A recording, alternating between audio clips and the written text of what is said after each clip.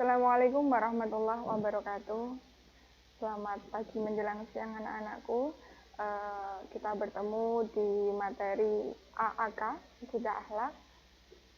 Semoga kita semua pada pertemuan kali ini diberikan kesehatan, sehingga kita dapat bertemu lagi di media yang akan datang atau di pertemuan ibu yang akan datang. Oke, langsung di materi ibu. Akidah akhlak khusus untuk kelas 11, baik ini kelas 11 IA ataupun kelas 11 II. Oke, masuk ke materi ibu. Di kelas 11 ini ada materi ilmu kalam. Seperti biasa, sebelum kita menggambarkan apa itu ilmu kalam, bagaimana sejarahnya, bagaimana pembagiannya, terlebih dahulu kita akan mengenal istilahnya etimo dan termino, ya. Secara etimologi, apa sih itu ilmu kalam? Sudah ada di slide ibu di situ. Secara bahasa, ilmu kalam adalah pembicaraan. Pembicaraan yang bagaimana? Pembicaraan yang bernawal dan menggunakan logika. Makanya, ciri khas daripada ilmu kalam adalah rasionalitas. Itu menurut bahasa.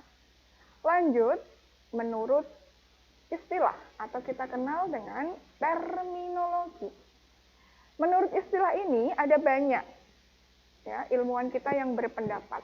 Ada Ibnu Khaldun, Mustafa Abdul Razak, ada juga Muhammad Abduh, dan juga ada Al-Farabi.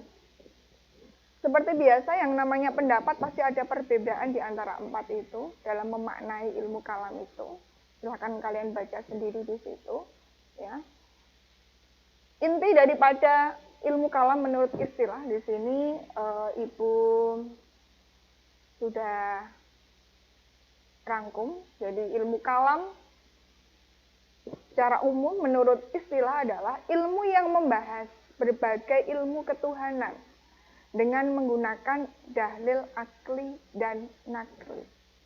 Jadi inti daripada ilmu kalam adalah ilmu yang membahas tentang Tuhan. Apapun yang berhubungan dengan Tuhan itu dengan berdasarkan logika atau akal. Itulah ilmu kalam. Saya kira paham dari menurut etimo dan termino. Kita lanjut bahasan kita ke dasar hukum ilmu kalam. Dasar hukum ilmu kalam ada Al-Quran, ada juga hadis, ada juga pemikiran manusia dan insting. Kenapa di sini ada insting dan pemikiran manusia? Balik lagi, ilmu kalam adalah ilmu yang berdasarkan logika. Ya, ciri khas daripada ilmu kalam adalah rasionalitas. Jadi sudah pasti dasar hukumnya menggunakan insting atau pemikiran manusia. Oke, kita lanjut. Dasar hukum sudah.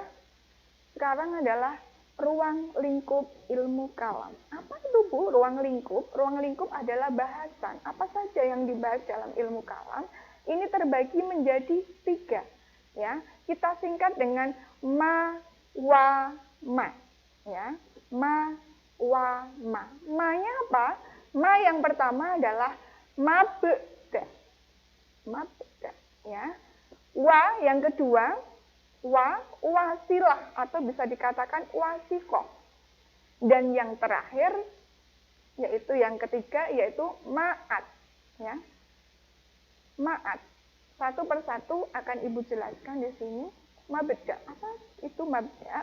Mabda adalah hal-hal yang berhubungan dengan Allah. Itu mabda. Contohnya apa, Bu? Contohnya takdir, kematian, ya. Allah yang tahu, tidak ada yang tahu tentang kematian kita kapan. Jodoh itu juga termasuk masuk ke mabda, berhubungan dengan Allah. Yang kedua, wasilah atau bisa disebut dengan wasikoh. Apa itu, Bu, wasilah atau wasikoh? Yaitu berhubungan dengan utusan Allah. Ya. Contoh utusan Allah ada Rasul, ada Nabi, ada kitab Rasul. Ya kan? Itu semuanya dibahas dalam wasilah atau wasikoh. Yang ketiga adalah ma'at. Apa itu ma'at? Ma'at adalah hubungannya dengan hari yang akan datang. Contohnya apa, Bu, hari yang akan datang? hari yang akan datang yang belum kita lalui. Setelah kematian, ada apa hari-hari itu? Hari kebangkitan dalam kubur, hari kiamat, surga, neraka. Itu semua akan dibahas dalam Ma'at. Ya. Jadi ma wa ma itulah ruang lingkup bahasanya dalam ilmu kalam, yaitu mabda, wasilah, dan ma'at.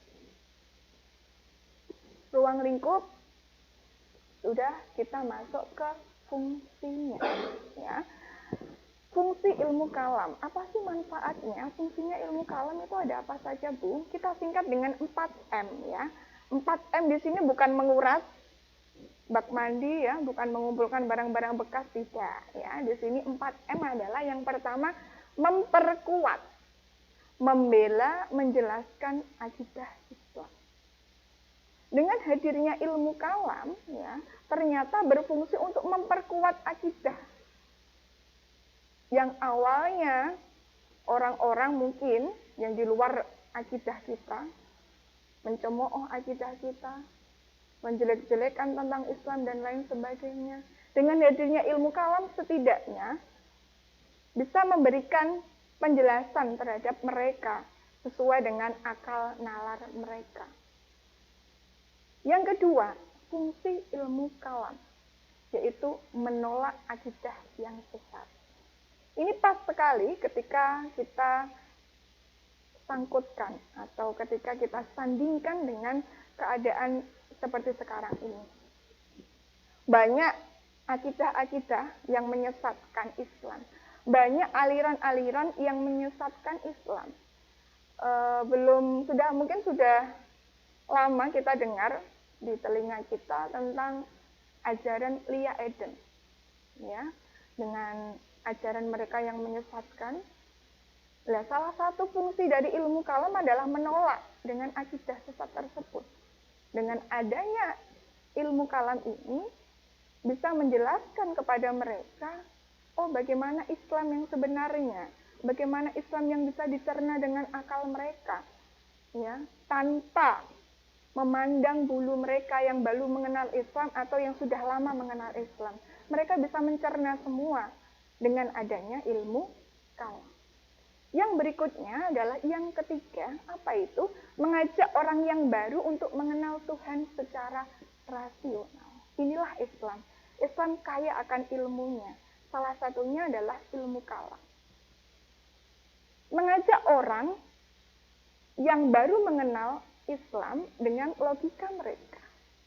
Contoh simpel saja, ya. Ketika ada orang yang mau masuk Islam, contoh saja, si A bertanya, si A mungkin non-Islam bertanya dengan si B yang Islam, menanyakan bahwasanya di Islam itu katanya ada surga neraka. Bertanya seperti itu. Si Islam, si B menjawab, iya benar ada surga neraka. Katanya ada hari kiamat. Si A bertanya ke si B. Si B menjawab, iya di Islam ada hari kiamat, bahkan ada hari kebangkitan dalam kubur dan lain sebagainya. Ketika si A bertanya, kok kamu tahu ada hari kiamat, padahal kamu aja belum mati, belum meninggal, surga itu seperti apa? Kiamat itu seperti apa? Apakah kita, apakah si B akan menjelaskan sesuai dengan ajaran Islam? Di Al-Quran ada, di hadis ada. Apakah si A mau menerima penjelasan dari si B? Tentu saja tidak. Tentu saja tidak. Kenapa? Karena yang mereka butuhkan adalah sesuai yang dengan logika mereka, sesuai dengan yang mereka bisa cerna, akal mereka, bukan Al-Quran, bukan hadis. Nah, inilah peran serta ilmu kalam di sini untuk menjelaskan kepada mereka yang baru mau mengenal Islam, yang ingin mengenal Allah dengan cara menjelaskan dari logika mereka. Yang keempat apa? Fungsi ilmu kalam mengokohkan dan menyelamatkan keimanan seseorang dari ketersesatan. Ini mungkin hampir sama ya dengan nomor 2. Ya, menolak akidah yang sesat. Inilah beberapa fungsi ilmu kalam. Kita sudah belajar di sini pengertian ilmu kalam, etimotermino, ada juga tadi bahasan ilmu kalam atau ruang lingkup ilmu kalam, kita singkat dengan Mawama. Kita juga sudah belajar dengan fungsi ilmu kalam, kita singkat dengan 4M. Yang terakhir di sini kita akan menjelaskan atau Ibu akan menjelaskan tentang sejarah ilmu kalam.